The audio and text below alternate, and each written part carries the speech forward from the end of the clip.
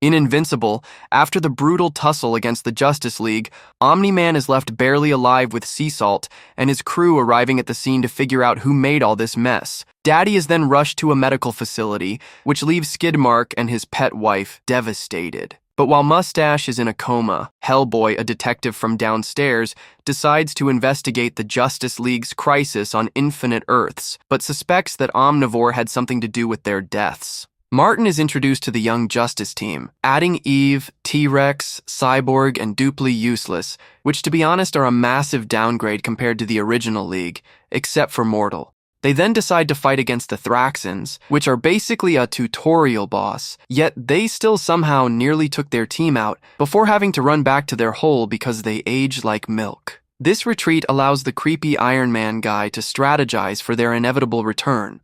Later, when the insects visit again, they are far more beefy and have new technology, which stops them from aging like Mark's future brother Bra Bra. And yet again, they somehow are still beating the Young Justice team, even though the robot guy had prep time. But luckily for them, Daddy Mustache comes back with the milk and saves them before flying through one of the portals and leaving his son again. This is when the Young Justice finally realize that Metro Man is Mark's father, even though the mustache gave it away. We then see Omni-Man Aura farming and growing a beard before destroying the Thraxons' entire planet, before returning home for dinner and acting as if nothing had happened. He then gets ready to prepare for his night with Batty. Sea Salt is now beginning to suspect that Omnivore isn't as charitable as he thought, and having second thoughts about their partnership.